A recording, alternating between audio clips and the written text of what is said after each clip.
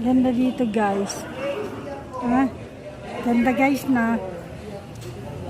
Naisipan lang po namin mag midnight snack. Dito po kami sa may Dunkin Donut. Yan po guys. Ang ganda po ng place na napuntahan namin. Ang loko naman. Hindi, sandaan lang to. Kasi na to. Panload ko lang. Wow, ang ganda ng place natin. Yan po guys.